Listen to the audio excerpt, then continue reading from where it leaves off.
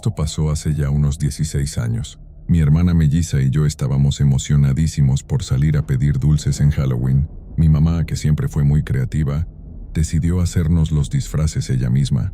El mío era de un marciano verde y el de mi hermana era un dinosaurio bonito con una tiara de princesa que mi mamá le había hecho con tanto detalle que brillaba con la luz.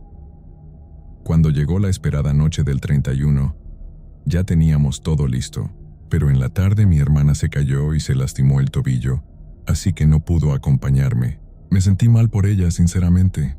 La vi con los ojos tristes y le prometí que iba a traerle muchos dulces para que también pudiera disfrutarlos. Más tarde llegaron mis amigos, todos disfrazados, y salí con ellos. Antes de irme, me despedí de mi mamá y de mi hermana, que estaba recostada con una bolsa de hielo en el tobillo. La noche era perfecta. Las calles llenas de niños disfrazados, las casas con luces naranjas y telarañas falsas, y todos corriendo de puerta en puerta. A mitad del recorrido, sentí que alguien nos seguía. Me giré y vi a alguien con el disfraz de dinosaurio y la tiara que mi mamá había hecho. En ese momento no dudé, era mi melliza.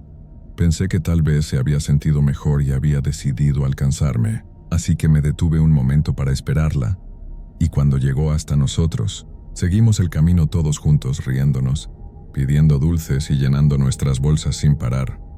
Todo fue normal, hasta que, al final del recorrido, cuando ya íbamos de regreso a casa, noté que ella se había quedado atrás. Pensé que le dolía de nuevo el tobillo, así que me regresé para buscarla.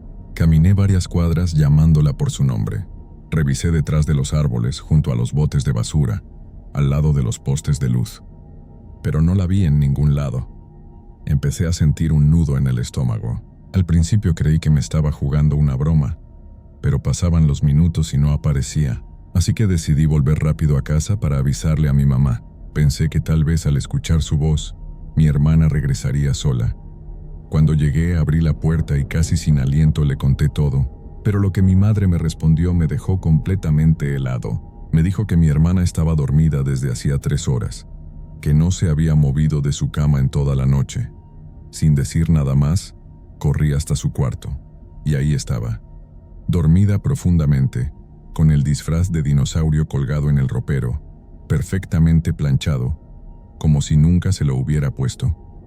Me quedé quieto mirándola, sintiendo como una mezcla rara de miedo, confusión y escalofrío me recorría el cuerpo. Ese disfraz lo había hecho mi mamá. No existía otro igual. No había forma de que alguien más pudiera tener uno idéntico, con la misma tiara y los mismos colores. Desde esa noche lo he pensado una y otra vez, pero no tengo explicación. Solo sé algo con total certeza. Esa noche, quien estuvo conmigo y con mis amigos, no era mi hermana.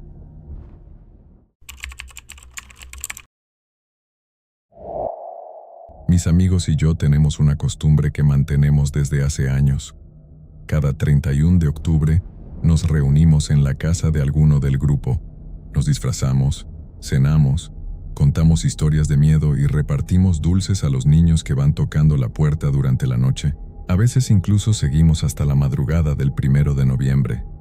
Hace unos 3 años, esa tradición tuvo un giro que jamás olvidaré. Esa vez yo era el único del grupo que sabía conducir, así que me tocó llevar a todos a sus casas cuando la reunión terminó. Fue una noche larga y divertida, y ya de madrugada comencé a dejarlos uno por uno.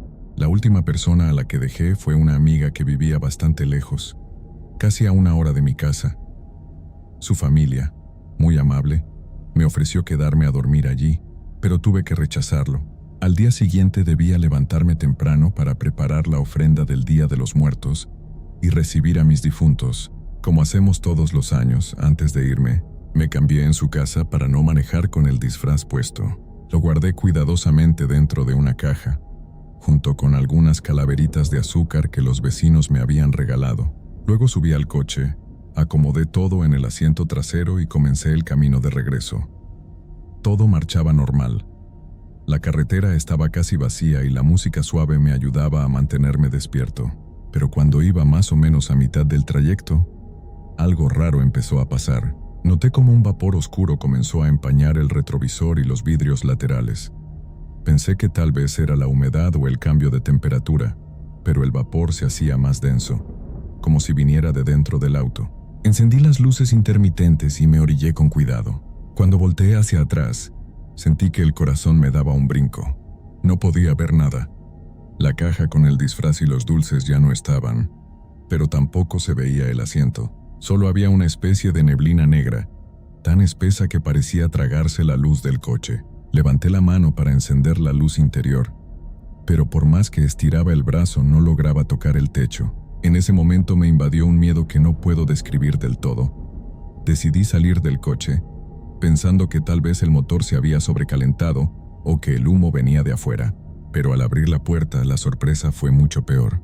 Esa oscuridad no estaba solo dentro del auto, también lo estaba envolviendo por fuera. Era como si una nube negra lo cubriera por completo, ocultando la carretera y todo lo que había detrás de mí. El aire se sentía pesado, helado. Sin pensarlo 2 veces, volví a meterme y arranqué, pisando el acelerador con fuerza. No quise mirar por el espejo, solo seguí avanzando sin detenerme. Pasaron unos 10 minutos eternos hasta que noté cómo el vapor oscuro empezó a desvanecerse poco a poco, hasta que todo volvió a la normalidad. El camino estaba despejado otra vez, el cielo limpio, y mi respiración poco a poco comenzó a calmarse. Intenté convencerme de que había sido mi imaginación, o tal vez el cansancio acumulado de la noche, pero, en el fondo, algo dentro de mí me decía que no había sido un simple efecto del sueño. Unos días después, hablando con un amigo que es taxista, le conté lo que me había pasado. Me miró serio y me dijo que muchos de sus compañeros evitan trabajar la noche del 31 o las madrugadas de noviembre. Según él, en esas fechas las almas de los muertos andan sueltas caminando entre nosotros. Desde entonces, cada que recuerdo esa noche, pienso en eso, y no sé si fue casualidad, cansancio, o realmente me crucé con algo que no pertenece a este mundo.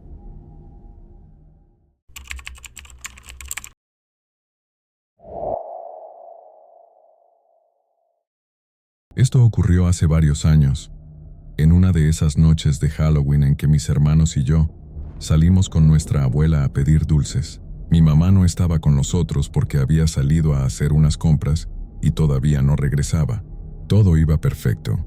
Habíamos llenado las bolsas con un montón de golosinas y la noche se sentía animada, con risas de niños y casas decoradas por todos lados. Ya estábamos por regresar, cuando vimos a lo lejos un auto que nos pareció conocido. Era el Volkswagen azul de mi mamá. Nos dio gusto verla, así que nos subimos todos para seguir pidiendo dulces en los pueblos cercanos. Ella nos dijo que así aprovecharíamos mejor la noche, y aunque los faros del carro no alumbraban del todo bien, igual decidimos salir.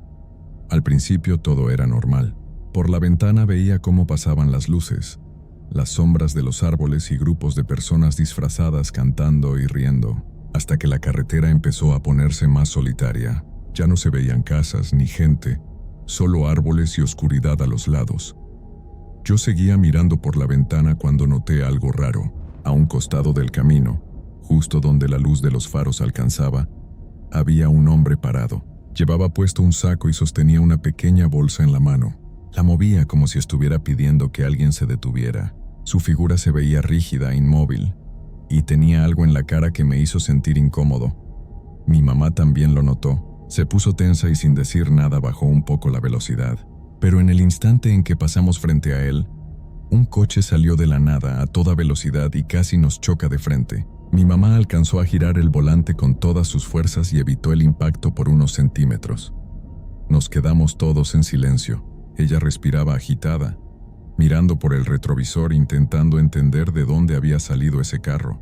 Le preguntó a mi abuela y a mis hermanos si ellos también lo habían visto, pero ninguno sabía de qué hablaba, ni el hombre del camino, ni el otro coche. Cuando nos calmamos un poco, ella quiso asegurarse de que el hombre estuviera bien. Dio la vuelta para mirar hacia atrás, pero ya no había nadie. El lugar estaba completamente vacío. Con todo eso, el susto fue tan grande que decidimos regresar a casa. Mientras dábamos la vuelta, pasamos de nuevo por el mismo tramo y fue ahí cuando notamos algo que nos dejó helados. Justo en el lado contrario de la carretera, en el punto donde habíamos visto al hombre, había una cruz blanca clavada en la tierra. de esas que la gente pone cuando alguien muere en un accidente. Nadie dijo nada durante el resto del camino. Solo el sonido del motor rompía el silencio. Nunca volvimos a ver a ese hombre, pero tanto mi mamá como yo creemos que no era alguien vivo. Tal vez fue una advertencia, una forma de hacernos reducir la velocidad o de evitar que tuviéramos el mismo destino que él. No lo sé, pero cada vez que pasamos por ese lugar mi mamá siempre baja un poco la velocidad, como si aún sintiera que ese hombre sigue ahí, observando desde la orilla del camino.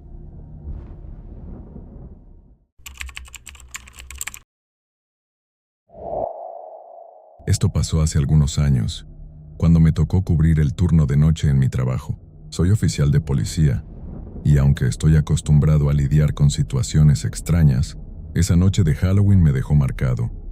Mi compañero y yo sabíamos que durante esas fechas suelen llegar llamadas de broma, así que no nos sorprendió cuando recibimos un reporte inusual. El velador del panteón local pedía ayuda porque, según él, había un niño jugando dentro del cementerio. Decía que ya lo había intentado sacar varias veces, pero el pequeño se escondía entre las tumbas y salía corriendo cada vez que lo encontraba. Por seguridad, decidimos acudir. Eran alrededor de la 1 de la madrugada cuando llegamos. El vigilante se notaba nervioso. Nos explicó rápidamente lo que pasaba y señaló hacia una zona más alejada, donde creía que el niño seguía corriendo.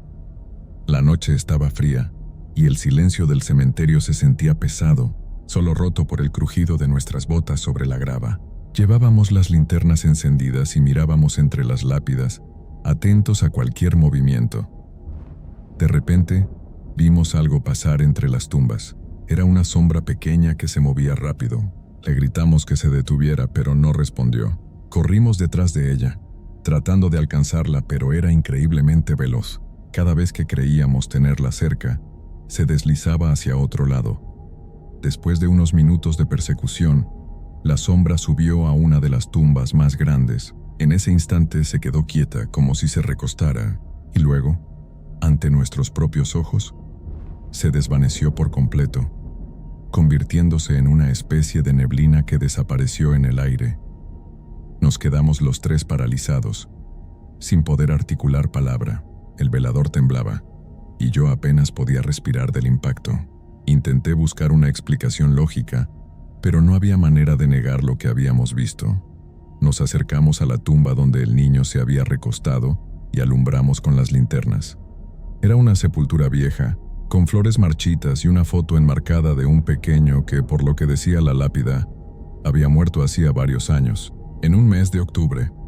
No supimos qué decir, solo nos miramos entre nosotros con una mezcla de tristeza y miedo.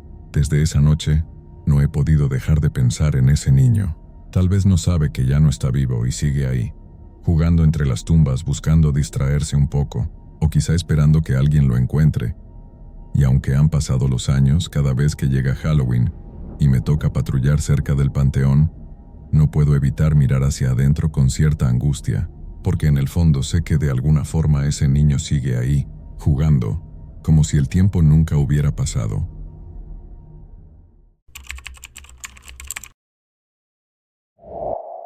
Esto me pasó hace algunos años, durante una de esas noches de Halloween que siempre prometen diversión, risas y dulces, pero que terminan convirtiéndose en algo que jamás olvidaré. Yo era adolescente y, como todos los años, salí con un grupo de amigos a recorrer las casas del barrio. Esa noche todos estábamos disfrazados.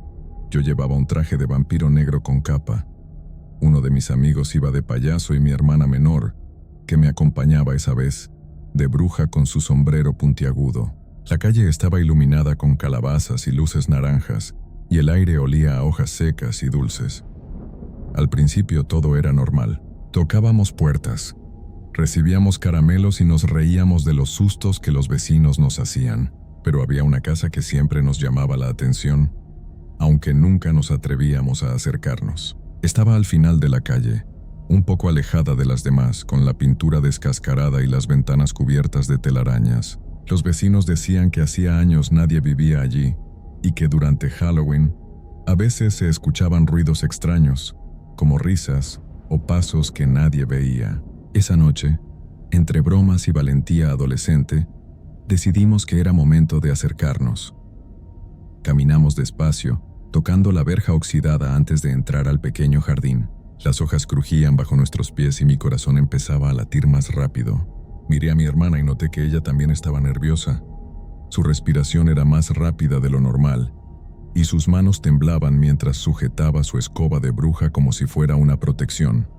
Cuando llegamos a la puerta principal, nos dimos cuenta de que estaba entreabierta. Al principio pensamos que tal vez alguien la había dejado así, pero el silencio que venía de adentro nos hizo dudar. La casa olía a humedad y a polvo antiguo. Cada paso que dábamos hacía que el suelo crujiera y que el miedo creciera dentro de mí. Decidí entrar primero, y mis amigos me siguieron con cierta vacilación. Mi hermana se quedó un poco atrás aferrándose a mi brazo. Todo estaba cubierto de polvo.